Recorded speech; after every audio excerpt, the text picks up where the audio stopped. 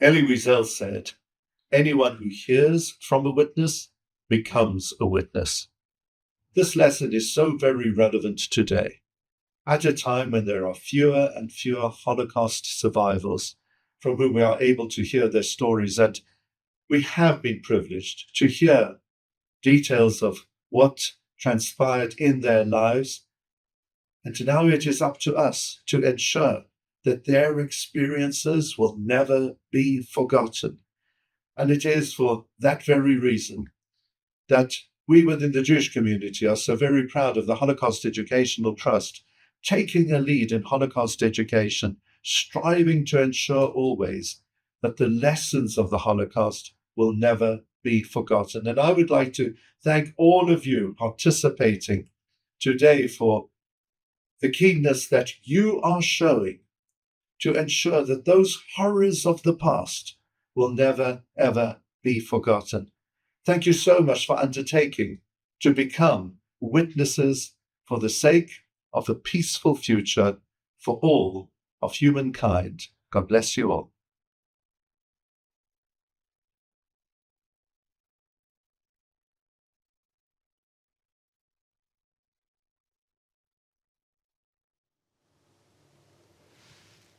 Good morning, everyone. I'm Lisa Reinfelder from the Holocaust Educational Trust, and I'm delighted to welcome you to our annual live webcast marking Holocaust Memorial Day 2026.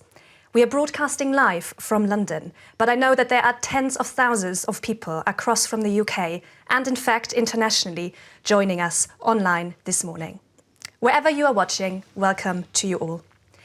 We just heard from the Chief Rabbi, whose words remind us why Holocaust Memorial Day is such an important moment to reflect, remember, and be responsible. Holocaust Memorial Day takes place every year on the 27th of January. It is a time to remember the 6 million Jewish men, women, and children murdered by the Nazis and their collaborators. The Holocaust was an unprecedented event in human history. Its legacy continues to shape the world we live in today, challenging us to think about human decisions and actions and how prejudice can take hold. It also encourages us to reflect on our own choices and the responsibility we hold to remember and to act. The racism which underpinned the destruction of Europe's Jewish communities did not begin with the Nazis. Anti-Semitism, or the hatred of Jews, is often described as the world's oldest hatred and has existed for centuries. Jewish people have been excluded, restricted, isolated, and targeted in their own homes and on our own streets. In the last year alone, we have seen attacks here in the UK, with Jewish worshippers at Heaton Park murdered on the holiest day of the year, Yom Kippur. And just a few months ago, Jewish people celebrating Hanukkah in Sydney, Australia, were also targeted and murdered. It can lead one to ask, have we learned anything from the past? Each year, Holocaust Memorial Day has a different theme. The theme for 2026 is Bridging Generations. This theme asks us to consider the responsibility we each hold in safeguarding the memory of the victims of the Holocaust and championing the voices of survivors. Many victims of the Holocaust left messages behind in the hope that those who came after them would remember what happened and learn from it. One of their strongest wishes was that people would never forget. In some families, the testimonies of Holocaust survivors have been passed down from parents to children and grandchildren.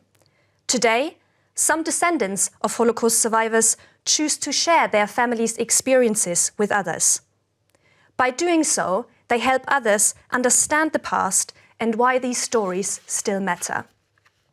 Today, for this webcast, we are bringing together two generations of one family: Holocaust survivor Paul Sved BEM and his son Richard. Together, they will help us explore this history through their own family's experiences. And the Sved family is a phenomenal one. Paul has a remarkable testimony to share, while Richard is now beginning his own journey in publicly sharing his father's experiences. I will be speaking with Paul and Richard shortly, after which you will have the opportunity to ask your own questions. I encourage you to use the question box on our microsite to take part. But without further ado, it's my great pleasure to welcome you, Paul and Richard. Thank you so much. Thank you. Thank you so much for joining us today. And to begin, could you please share with us what doing the webcast together as father and son means to you both?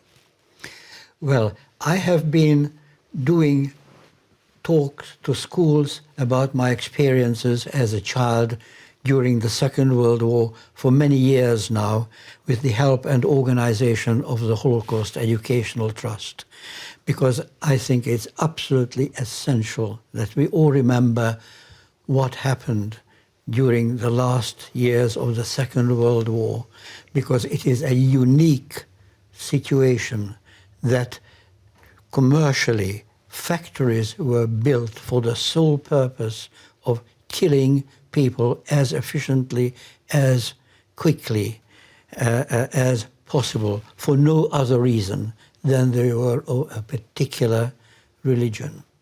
Now, we are, of course, a diminishing number of people of necessity. Therefore, I think it is vital that to continue the message forward, we continue with our descendants. And I'm really lucky and fortunate to have Richard next to me to continue with this work as much as possible in the future. And for me, the emotion is pride, really, Lisa. I've always been proud of my father and my mother and my family and what they went through. Proud to be Jewish, but particularly proud of what my father's been doing for the last 10 or so years. And that emotion was heightened when I went to the school that I attended, and where he did a talk. So this was about 35 years after I'd been there as a student. I stood at the back of the hall and watched him give a talk to these younger versions of myself. And I thought to myself, this is something I need to do. Happy and proud to be doing it alongside him. Wonderful, today. Wonderful. And what a full circle moment that is indeed. So, Paul, you were born in Budapest, Hungary in February 1938, and you were the only child to your parents, Piroshka and Sándor. So Budapest had a large, diverse and well-established Jewish community and was a significant cultural centre in Hungary, as well as much of Eastern Europe. Hungary's Jewish population made up about 6% of the overall population of almost 8 million at that time. Now, Paul, can you tell us a bit more about your upbringing and your family connection, if any, to Jewish identity? Have you also ever at that time witnessed any anti-Semitism or noticed anti-Semitism increasing? Well, I grew up, of course, as a Jew in Hungary, but we have led a secular rather than a religious existence. So as a child, I do not have direct experience of anti-Semitism. I'm fortunate enough in that respect. However, it is sad to have to say that Hungary has been known both in the 19th and in the early 20th century as a specifically anti-Semitic nation. And I do remember in newspapers cartoons making fun of Jews with their big hats and large noses being really depicted as being a clown. That I do remember, but other than that, I remember certainly my grandfather going to services every Friday night to the synagogue, which was absolutely next to where we lived in central Budapest, the largest synagogue in Europe, quite well known, a Moorish-style building. But I did not personally either go much or indeed took part in the prayers. I have to say that. But I believe some restrictions did affect you actually eventually in your day-to-day life. Can you tell us a bit more about that? Yes. And were you also aware why that was happening? Did your mother explain that to you at all? My father had died in 1942, as you had already mentioned, and my mother brought me up alone.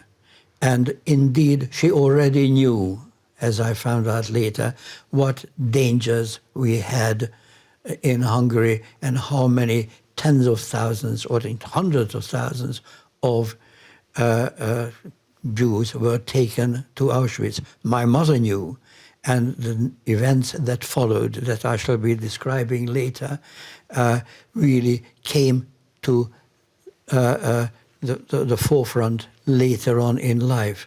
Initially, the first thing that I noticed was that in around the summer of 1944, I was not allowed to go to nursery school. And my mother said, "You're going to stay at home. You can't go to nursery school."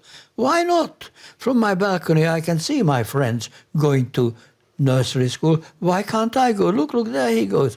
My mother did not say that you can't go because you are Jewish, but that in fact was the case.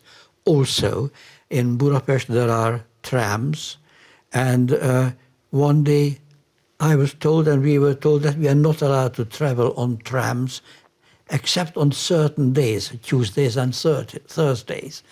Why? My mother did not say why. Later on I found out, no, because we were Jewish. Mm-hmm. There you can see a photograph of my mother and myself around that age. Lovely, thank you so much, Paul. And although Hungary was a formal ally of the Nazis from November 1940, the country's far-right government had already implemented its own anti-Jewish laws in 1938 that you also were just describing with the restrictions you were experiencing. Later, Hungary was actually invaded by the Nazis in 1944, and persecution and murder of the Hungarian Jews intensified. Paul, you had to wear a yellow star at quite a young age, and you and your mother then moved to a village just outside of Budapest due to the increasing hostility. Were you aware why you had to wear the star at that time, and can you tell us a bit more about the time when you were in that village? Well, the situation is that I considered the yellow star, which came in March 1944 in Hungary at the instigation of the far-right leader Ferenc Szálasi, and I considered it as some kind of an emblem. I was proud to wear it. I didn't realize what it meant. And in fact, what happened is that our tenement block where I lived was in fact declared a Yellow Star house. And we had to wear the Yellow Star, and other people wearing yellow stars, I didn't understand why, were crowded out into our building and became part of a ghetto, so we were restricted. I did not know why I had suddenly strange people in my bedroom forced in, because we were a ghetto house. And that is something that my mother never explained to me. What I do remember is that my mother was able to obtain false papers,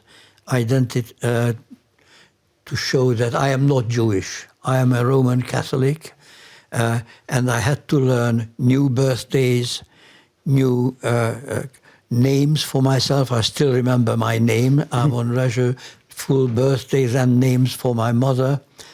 And more importantly, my mother drilled into me Catholic prayers in Hungarian.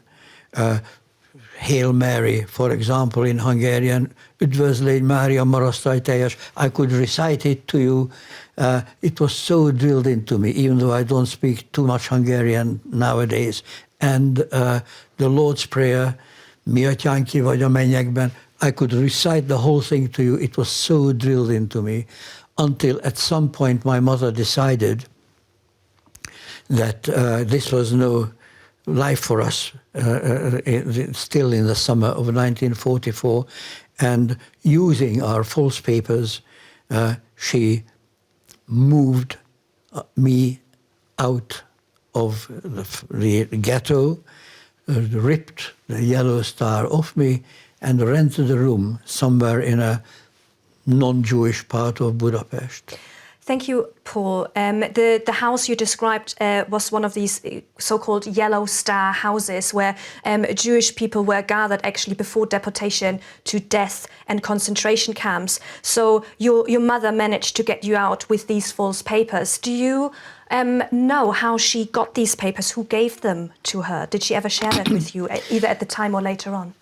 No, I don't know, but I do know that it costs money. And I remember the people who gave up their identity for a little bit of money so that I could pretend to be him. But I don't know the detail of how my mother arranged that. But it was quite common in those days for Jews to try to purchase some kind of imagined safety with this. Thank you. And I believe you were, after leaving the Yellow Star house and your mother managed to get you out with these false identity papers, you were in immediate danger straight afterwards. Can you tell us this? Yes, indeed. What happened was that in this little Catholic area flat where we went, after the third day or fourth day, my mother decided that we go out shopping and put my coat on. I looked down on my coat, and bright young chap I was. I said, "Mum, where is the yellow star from?" And I stopped there. And 14-year-old son of my landlady there, he looked at me and shouted, "Mother, mother, come here. They must be Jews. Get them out of here now." And that face of full hatred, I'm afraid, stayed with me, because at age 6, you remember faces more than anything else. So we had to go back to the Yellow Star house, as you have suggested. And indeed, for a few weeks, we had to move out into the country. I don't know why, because my uncle, who became our savior at that time, a very active young gentleman, my mother's brother, decided that going into the country would be safer. He later also then helped you to hide in a cellar for several days, but then after being reported, but the conditions were also so bad that later he managed to secure you and your mother a place in a Swiss protected house, the so-called glass house. What stands out most in your memory of your time there, and what made your mother decide in the end that it was also no longer safe to stay in the glass house? Before the glass house, we were, of course, for 10 days, as arranged by my uncle, whom you can see there on the right-hand side of that picture, had arranged us to go to a sub-basement, pitch-dark place in one of a tenement block back in Budapest, where again, for some good people, arranged to hide 10 Jews. I didn't understand why we were down there, why. I just howled in the dark, because we weren't allowed even to talk, and it was so pitch dark that I didn't know whether it was whether my eyes were open or closed. It was pitch dark. Food came down once a day and remains up once a day. So I couldn't stand it. And then, as you had mentioned, my father, or my uncle rather, had agreed and found a place at the Swiss protected building in central Budapest called the Glass House, as you already mentioned. Switzerland being a neutral country, the Germans couldn't really go in there. And with the arrangement of Swiss and Swedish diplomats, some 3,000 Hungarian Jews were crammed into the glass house for imagined safety. As we later discovered, it really wasn't safe. My memory of the glass house was of lying on top of a little wooden platform, maybe a foot wide, that my father had built. On top of it, I was able to lie, and my mother underneath, telling me stories, childhood stories, and immediately to the left and to the right, people were lying, so there was really no room to move at all. The only memory that I have of that glass house was that there were only 3 toilets, and there was a queue snaking into the toilet. And at one point I howled, because unfortunately I often howled, didn't know why. Mum, I have to go to the toilet. So my mother grabbed me, took me to the front of the queue where there was a chap waiting, I don't know how long for, said, look at this 6-year-old boy, he needs to go to the toilet, let him in first. All right, he's got 1 minute, he said. So I was yanked into the toilet for 1 minute howling, and yanked out again a minute later, being unable to produce. Thankfully, I don't remember how that story actually ended. So you mentioned your mother playing quite a crucial role in keeping you occupied during that time as well. Can you tell us a bit more how you ended up, and why you ended up leaving, why your mother decided it was no longer safe to stay in the glass house? Now we are going towards the end of the year of 1944, and the glass house was rumored not to be the same place.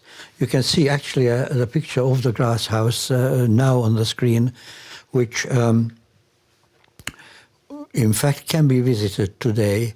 And my uncle decided that this was not a safe place anymore, and I think it was around the end of October, early November 1944, he decided to whip us out one night from the glass house, and indeed got us across the river, the great river Danube, to the Buda side, which is a more leafy part of Budapest, the right-hand bank of the river Danube, and stayed for the rest of the war in a cottage with some 15 women and children who again were safe there, or so-called safe for a period. So in that cottage was provided by a non-Jewish family. Can you tell us a little bit more about this family and what this experience was like for you staying there in the last few months of the war before liberation? The Russians were already, by the end of 40 or early 45, in charge of much of Pest and under the Buda Hills, where we were already under Russian occupation. So we had Russian soldiers staying nearby. I do not quite remember who the landlords were in that place. All I know is that one of the people in charge spoke Ukrainian, even though he was Hungarian. So we made friends, so-called friends, with some of the Russian soldiers, the Red Army soldiers. And I have to say that I have nothing but pleasant memories of the Russian soldiers. I suppose I reminded them of my childhood back in, of their own children back in Russia. My one particular friend was a chap, again a Ukrainian chap called Domino. We called him Domino because I taught him how to play domino, and he became a friend. My other memory, unpleasant one, was that there was an anti-aircraft battery lined up in the lawn outside our cottage, and when those 5 guns, all parallel, bang, shot up into the night, I cannot tell you how loud that bang was. So I had hands in my ear all the time until my mother tied me up with cotton wool and the scarf around my face.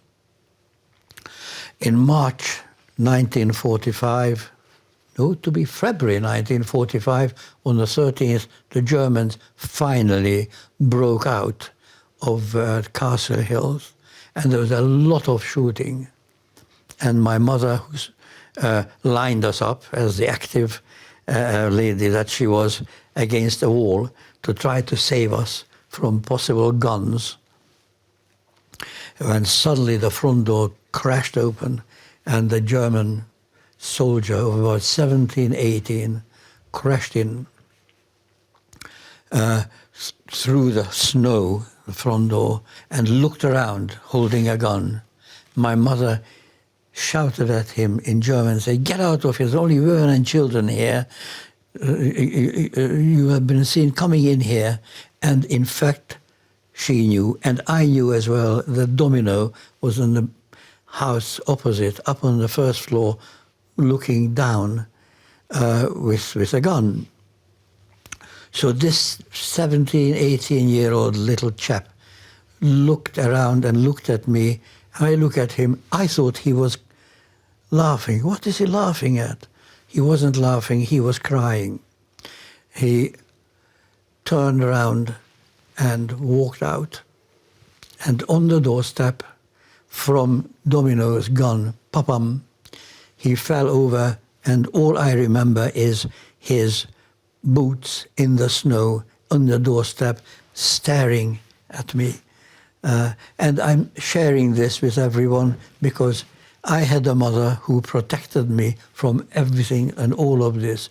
He had a mother somewhere, and that mother would never know what happened to his son, her son. That must have been really horrible for you to witness at such a young age as well.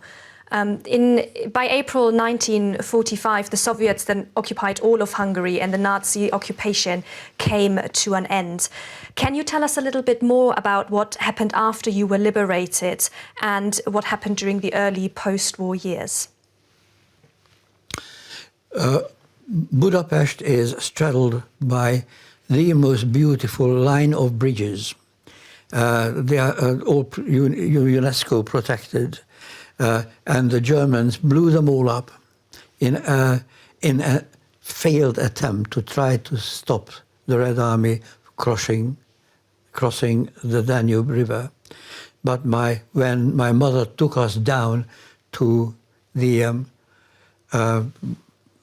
river bank to try to cross back to sea to the Pest side where our flat was, there were young chaps were willing to, for money, row you across because the bridges were blown up.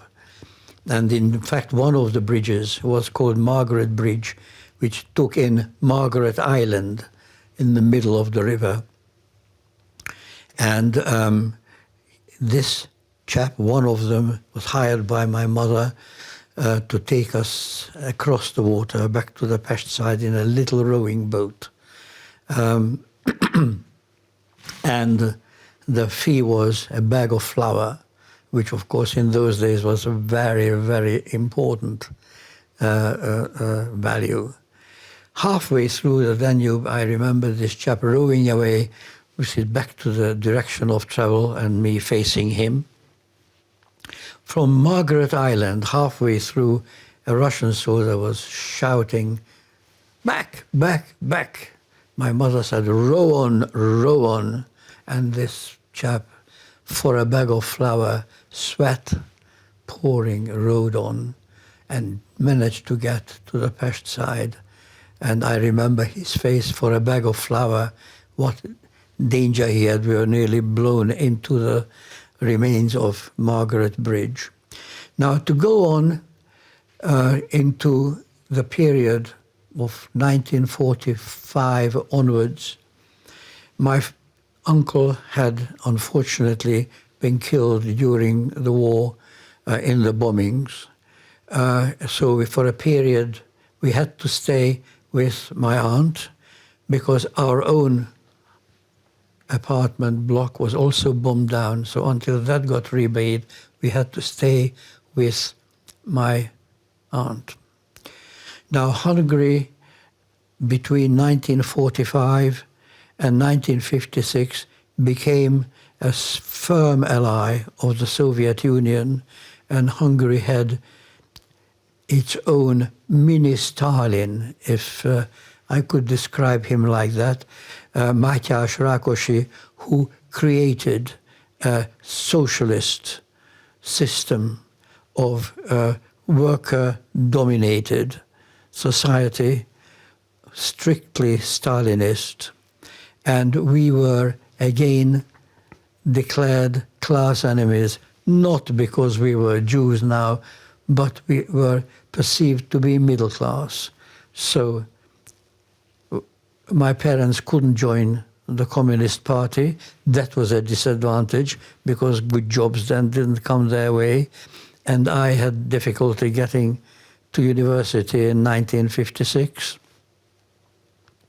because although I had decent school certificates, for a period I didn't even get the acceptance documents that I was hoping for technical university in Hungary. Which was then the moment also when your mother decided that you should probably leave Hungary and go to the UK. Tell us a bit more about arriving in the UK. In 1956, some people may remember, or those who study history will know, there was a revolution in Hungary against Rákosi, who I mentioned, and the Stalinist system, which was in fact put down by Khrushchev and his tanks in 1956. And at that stage my mother decided that my future would be better in the West rather than in Hungary. And in fact, with £9 in my pocket, which she somehow managed to save somewhere, somehow I was able to cross the border on the second attempt, because I also spent one night in prison on the border having been caught, but that's for another occasion to describe in detail. And finally, after some 2 weeks in a refugee camp in Austria, I was able to get on a transport to England to try to join my uncle who lived in Buckinghamshire, who in fact promised to look after me as an 18-year-old. So the journey to England was terrible. 2 weeks in the refugee camp with one meal a day, as happened so often before. And then the transport, 500 Hungarians on a train, without food, without drink, except the odd apple, which was thrown in Germany when the Germans decided that these are Hungarian refugees going to England. When at the end of the second day we finally managed to cross the channel into Dover and get on another train, all 500 of us, to get to Staffordshire, to an ex-RAF camp.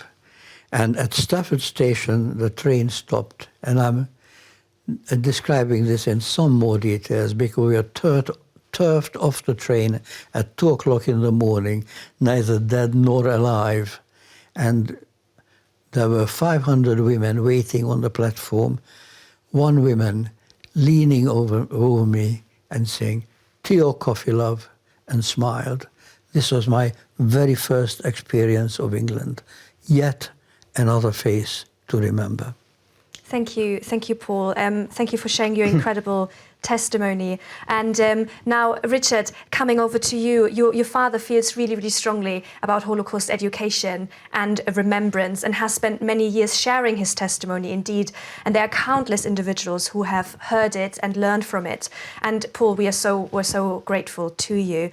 When did you first hear about your father's experiences, and what was life growing up for you? Did you always kind of know what had happened? So I've heard it since dozens of times, but I do remember the very first time. We were on the train back from Manchester seeing our cousins. In fact, the son of the uncle that was my father's protector during the war. And when I say we, I mean me, my brother and my sister. Were on the train back to Euston from Manchester.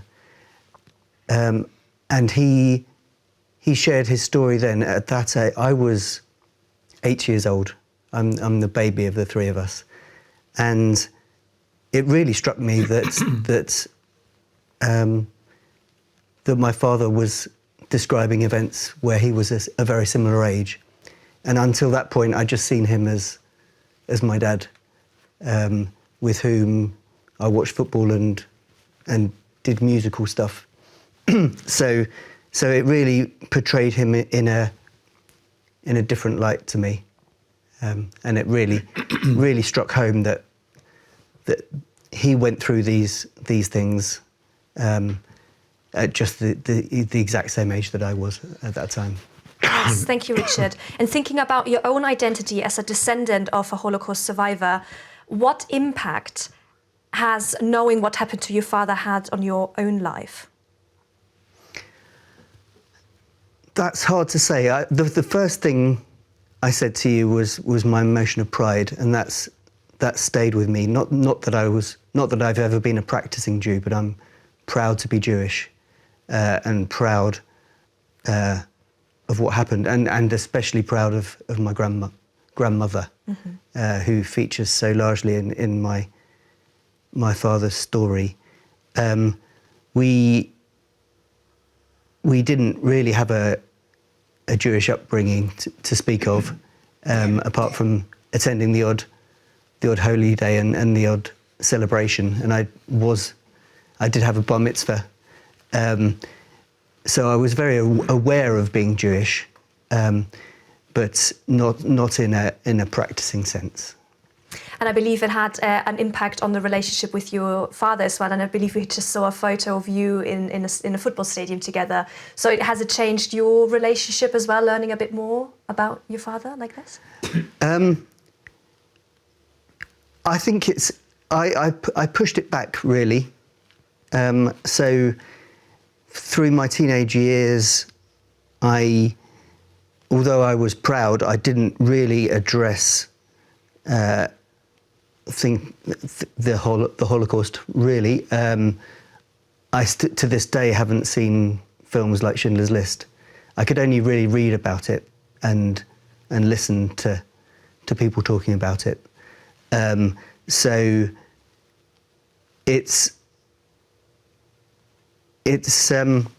I suppose I pushed it back, and it's only more recently that I've really begun to appreciate what my father does, mm-hmm. and felt able to actually learn and maybe communicate about it. And only last weekend, in fact, I went to Auschwitz for the first time to see what happened there. Thank you, Richard. And we've learned also, and you just mentioned her earlier again, we learned how influential Paul's mother, your grandmother Piroshka, was during this time, and how she was able to keep mother and father safe. I wonder how you feel about your grandmother and all she did.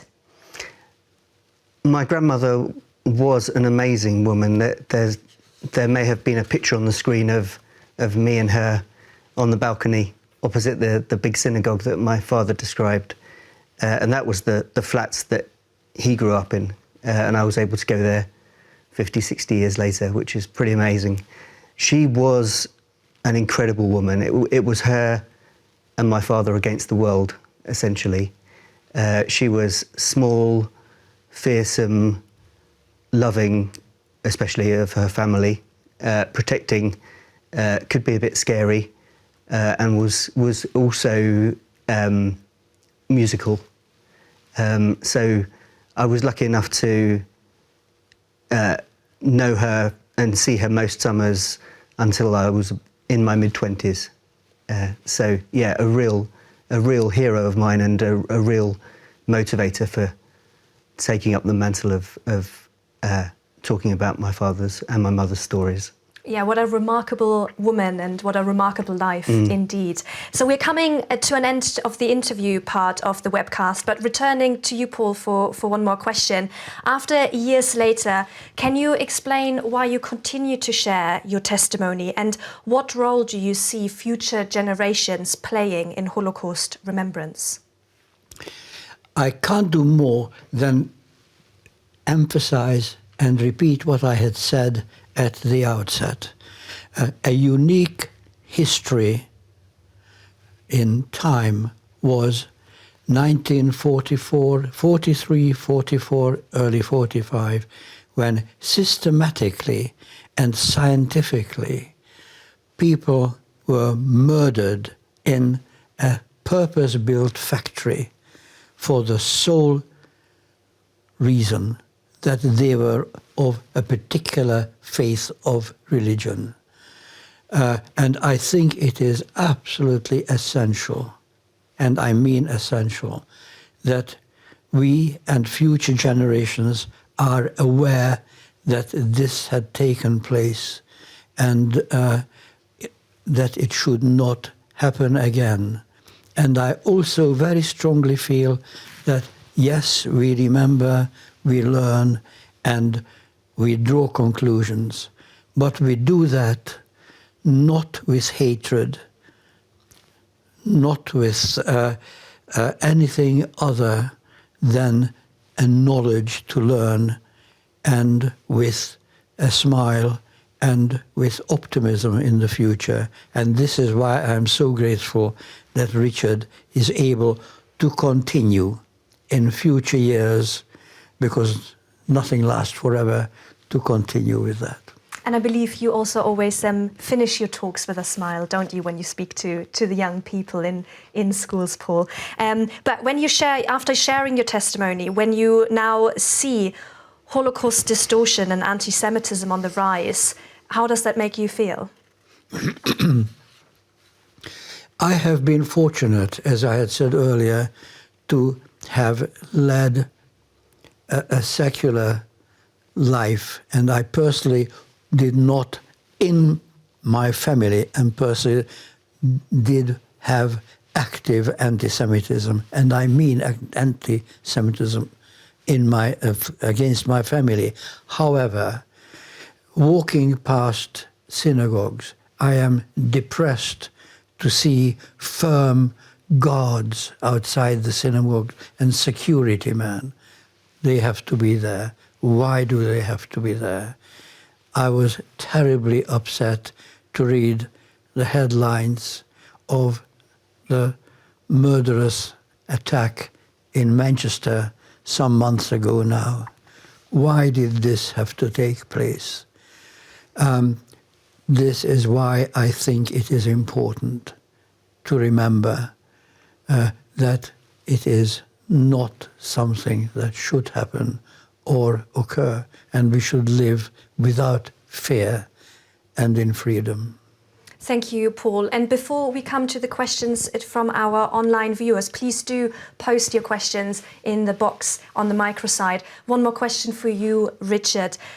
Paul already mentioned that, you know, the opportunity to hear first-hand witness accounts to the Holocaust will be fewer and fewer in the next few years. And it will be the responsibility of subsequent generations to keep the memory of the Holocaust alive. As the son of a Holocaust survivor, can you talk about the importance of Holocaust education and remembrance to you? Yeah, it's so important to me, Lisa. I think the reason it's important is because it's very difficult to comprehend these stories in bigger numbers. So the power really comes from the testimony of one person, and from the stories of people like my father, it's easier to comprehend. So for everybody watching this, rather than trying to think about thousands or indeed millions of people, think about people like my father, and it's easier to understand what happened. Definitely, we're so grateful for both of you to join us this morning and share your experiences and reflections with us. I'm sure everyone watching will never forget what you have told us, and also Paul will never forget your resilience, your courage and your strength. We will now take some questions, and please remember you can send us your questions for either Paul or Richard via the question box on the microsite. And we've got our first question from Holderness Academy to you, Richard. Can you describe how you have been shaped by your dad's experiences, and how will you continue his legacy? And also a big thank you for sharing. Oh, thank you very much. I think I've been shaped consciously and unconsciously or subconsciously by his experience. He's shown me nothing but love and protection throughout my life. I don't think he's ever really lectured me about what he went through. He's not that kind of guy. But I think the love that he was shown by his mother has been passed down. Yes, so that's what I would say. Thank you, Richard. And another a question coming in, also another big thank you for sharing your testimony, Paul. And did you always want to share your experiences, or was there a moment where you decided it's time for you to speak publicly? I have another son, Robert, of course, whose picture you would have seen. He has 3 children, my 3 grandchildren on that side from him. And it was Robert's idea that I share my life and my memories of the war to his school children, at the schools where they were. So one by one, my 3 grandchildren were taught, and by me, at the school, in their classroom. And that's how it all started. I then got in touch with the Holocaust Educational Trust, and that organization then provided me with the platform of continuing with showing my pictures and my experiences onwards from there. But it is indeed started with my other son, Robert, and his 3 children, my 3 grandchildren, and their schools. Thank you, Paul. We've got another question from Thames Park Secondary School. Could you tell if people who witnessed the suffering and the persecution in Hungary when you were there with your mother felt bad about it? So the bystanders, could you feel if they were feeling bad about it? Did they try to help at all? That's difficult to answer directly. What I do remember is that by the end of the war, in the first year or 2, after the war in 1945, late 45, 1946, it dawned on me and everybody else what actually happened. And I so remember people rushing in 1946 towards the train station when news came that yet another train is arriving from the death camp areas bringing survivors, and people rushed to the trains trying to find their loved ones. That is how it began, not only to me, but to other Hungarian people, just to realize what actually had taken place. And many people, survivors, started writing newspaper articles of their memories of the death camps. We've got another question from Hansen Academy. How did the constant moving around impact your childhood?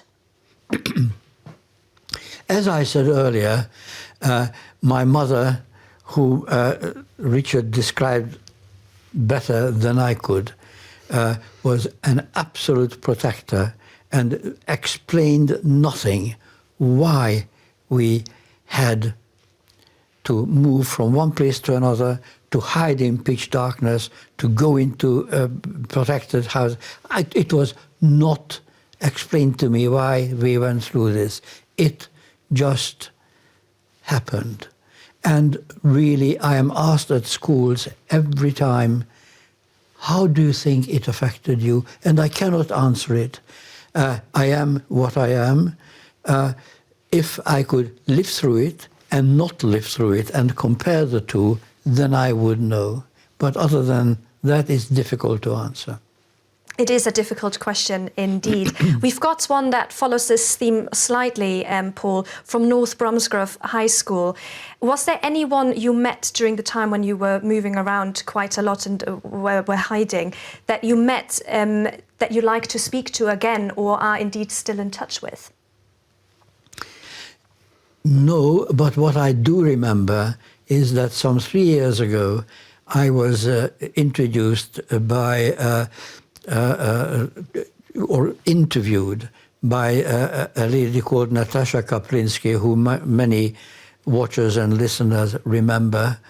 And she had said to me, because she interviewed other people of my background, that she had met somebody who was also in the glass house at the time when I was there.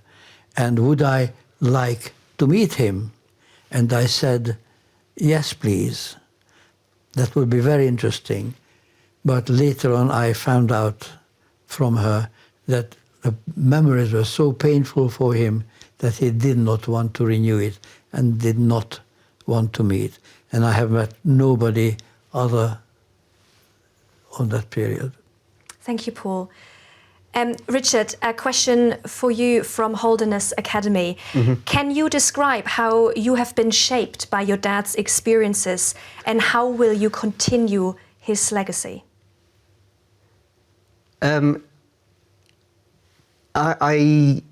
said already that I feel like I've been shaped by my parents' love, and really, I do wonder whether. So I've moved into the world of supporting charities, and I do wonder whether that impetus came from my background of working firstly as a volunteer and then professionally in charities. The answer to the continuing his legacy is simple. It's the reason I'm sat here wanting to do this work for the Holocaust Educational Trust. Now, we're really grateful, Richard, that you have reached out and indeed are interested in exploring this further. And Paul, a question to you from Depton Park High School. What was your mother's experience living as a Jew in Hungary after the war? Because she stayed, so you came to the UK, but your mother Piroshka actually stayed in Hungary. What was her experience like there? I am ashamed to have to say that the leadership in Hungary during the communist period, both Mátyás Rákosi and the head of the army and the head of the political system, alongside dictator Rákosi, they were all Jewish. So, in fact, there was not specific anti-Semitism in the political system in Hungary. Of course, amongst the general population, anti-Semitism remained. But as an official line, it was not there anymore. The fact that we were not, as I had mentioned earlier, of worker or peasant background counted. not the fact that we were Jewish. And I believe you also went back to both of you visited Piroshka quite regular. What was that experience like? For me, it was. If I answered first, for me it was. Was always nostalgia. And my mother had a relatively peaceful life in Hungary, in not very wealthy circumstances at all, but the sight of central Budapest with its Danube bridges and the Castle Hill and the Gellért Hill is of great emotional value to me, as is, I'm ashamed to say, Hungarian food. So I quite enjoyed and liked going back on a regular basis on visits after, of course, the socialist system came to an end and a relatively more mild system had taken over in Hungary under the leadership of János Kádár, which became more riding on both horses, east and west at the same time. And my memories are very strong. We went back to Budapest most summers, and if not Budapest, we went to the Lake Balaton. And my memories are snapshots, really, of standing on that balcony opposite the synagogue with my brother, literally counting cars. That was our entertainment, logging the different colours of the cars, going to the public baths with my sister and brother and father, and late night conversations with my grandmother. And the only story that she told that I remember of the wartime was the story of the rowing across the Danube that my father spoke about. Thank you, Richard. And if I could ask you, Paul, a final question, which is, what do you hope we take us as we leave this webcast? Myself, everyone watching online, how would you like us to feel, and what would you like us to do? I can only emphasize is that I would like to leave this webcast with a smile and with optimism. Yes, we are remembering gruesome past, remember them and passing them forward to generations. But I cannot emphasize again, but I will, without apology, that we do that without hatred. I have close friends in Germany and business contacts I had in Germany, first class in every way. And I am just hoping that what goes forward from this webcast is knowledge, learning, and optimism. Thank you, Paul, and also to you, Richard. Thank you so much for coming here today, sharing your experiences and reflections. As we mark Holocaust Memorial Day on Tuesday, the 27th of January, we are reminded that history is not something distant or abstract. It lives on through the memories of survivors like Paul and through the voices of descendants like Richard's, who choose to carry these testimonies forward.